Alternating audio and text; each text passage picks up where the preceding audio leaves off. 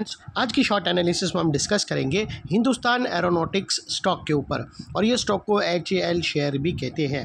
दोस्तों ये स्टॉक अगर आप देखो तो दिसंबर 2024 से करेक्शन के अंदर चल रहा है। ओवरऑल अगर आप देखो तो ये स्टॉक ने 3.5 महीने पूरे करेक्शन में बिता दिए, और करेक्शन में भी दोस्तों स्टॉक ने यहाँ पर दोनों तरह का करेक्शन दिया, प्राइस वाइज टाइम वाइज दोनों।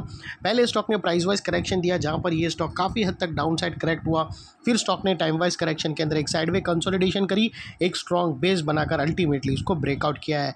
और दोस्तों ये स्टॉक के अंदर मल्टीपल पॉजिटिव फैक्टर्स भी ट्रिगर हुए हैं, जिसके तहत ये स्टॉक करंट लेवल से अपसाइड में 10 to 12% मूव दे सकता है। लेकिन फ्रेंड्स यहाँ पर कोई भी हमारी बाय सेल होल्ड रिकमेंडेशन बिल्कुल भी नहीं है। ये प्योरली एजुकेशन पर्पज से मैं अपना पॉइंट ऑफ व्यू आप लोगों के सामने शेयर कर रहा हूँ।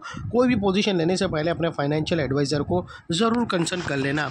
दोस्तों आप लोग देख सकते हो कि ये वो टॉप था जहाँ से स्टॉक के अंदर एक डाउनवर्ड स्लोपिंग पैरेलल चैनल के थ्रू करेक्शन ट्रिगर हुआ, और जब तक स्टॉक ये डाउनवर्ड स्लोपिंग पैरेलल चैनल में था स्टॉक के अंदर back to back lower lows hit होते गए।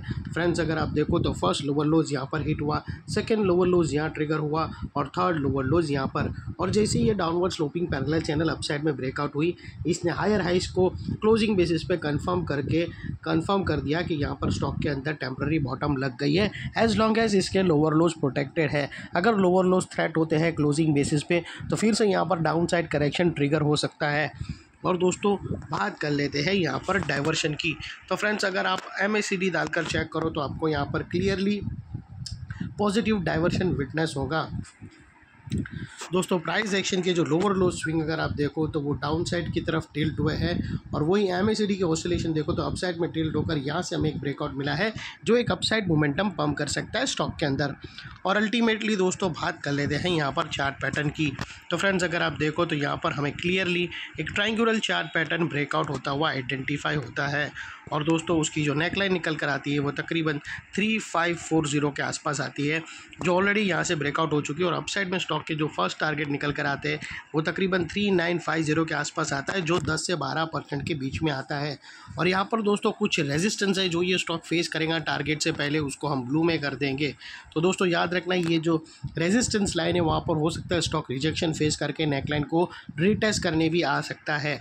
और दोस्तों यहाँ पर स्टॉप लॉस आप अपने एडवाइज़र को पूछ कर रख सकते हो। जो भी स्टॉप लॉस रखो दोस्तों इतना मेक श्योर करना कि आपका risk to reward ratio at least 1:2 या मिनिमम 1:1.5 रहना चाहिए।